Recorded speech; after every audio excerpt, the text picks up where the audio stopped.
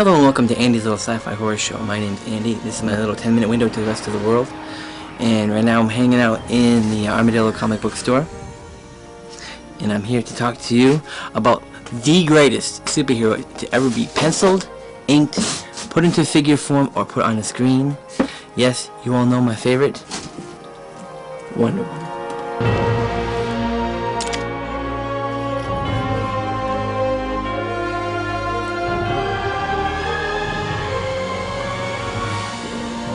Now I know, many of you, when you think of Wonder Woman, you think of the classic Lynda Wonder Woman.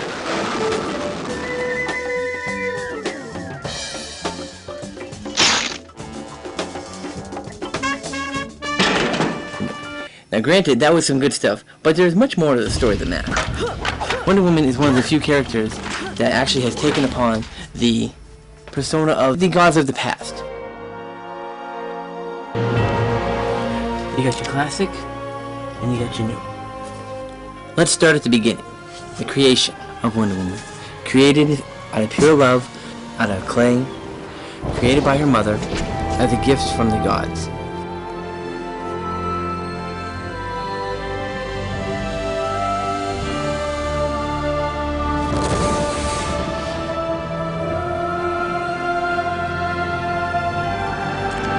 Like every other superhero, there are variations in the origins and the stories. Like Diana Rockwell Trevor, of the Women's Auxiliary Flying Squadron. She was first to find the island, but later on they changed it to Colonel Trevor, Stephen Trevor. Major Trevor, this is the Yeoman First Class Diana Prince. This is the variation you see in the Lynda Carter live-action Wonder Woman TV series and also the animated movie. Begin.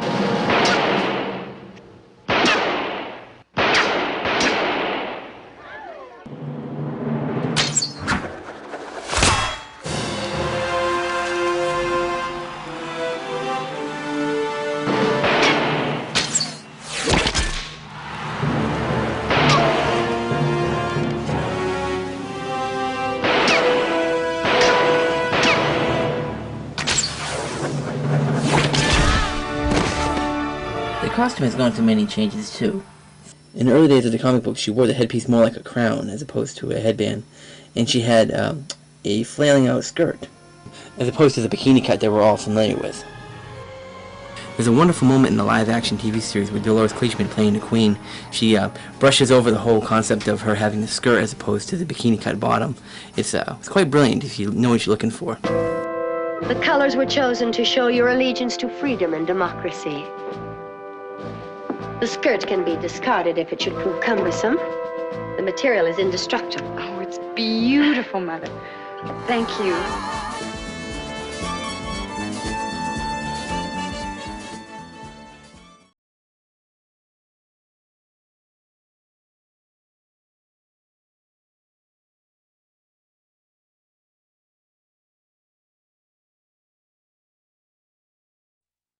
Another prominent thing that changed from year to year was the crest on the breast. In the early days, it was the eagle. The comic books about the days of about the World War, you saw this a lot more. During the 80s, she changed it to a double W. In the new comics, she goes back to the golden eagle design, which I think is better. But no matter what, new or old, the theme of the red, white, and blue has always been part of the costume. Like a lot of the superheroes of the time, like Captain America, Spider-Man, and Superman. Red, white, and blue is always a common theme.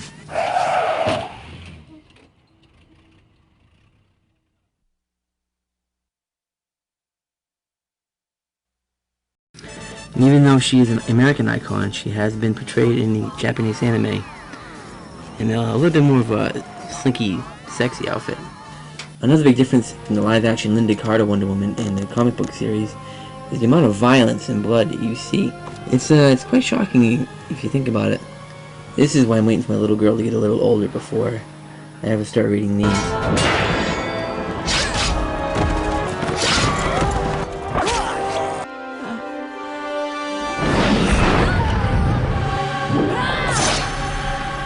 But just like the comic book, the live-action show had its share of changing costumes.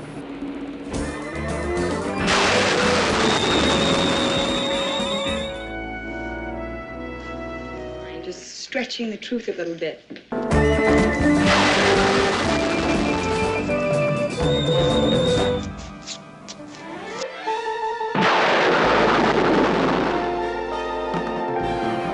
These costume changes were more for what she needed at the moment. And even back in the 70s, you had to expect to see Lynda Carter in a swimsuit. Some better than others. The jungle look. Hey, not bad. The biggest difference between the Lynda Carter 70s Wonder Woman as opposed to the comic books of then and now is the political angle. The live-action version was all about the World War and Wonder Woman's place here in America to help Stephen Trevor in his journeys to fight the Nazis. In this dark summer of 1942, the onslaught of the Third Reich continues under the leadership of this indecent and corrupt man. Old or new. You can say what you want about the costume, but it is poking up in a lot of TV shows nowadays, such as Bones. Wow. How do I look? Good. Wonderful. Get it? Yeah. Because you're Wonder Woman. Who's stronger, Catwoman or Wonder Woman? Wonder Woman. I concur vehemently. Oh, please be advised that agents are UC dressed as a squint and Wonder Woman. Okay, where did you even find a place to carry that? And Sheldon wearing it in The Big Bang Theory.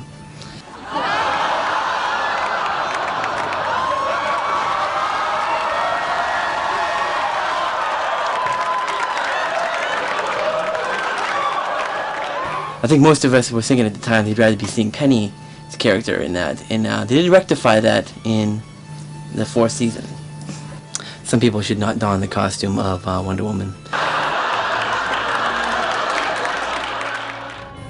But whatever you choose for your Wonder Woman, live action, comic book, animation, gotta admit, she is one of the greatest comic book characters ever to be invented. My name's Andy.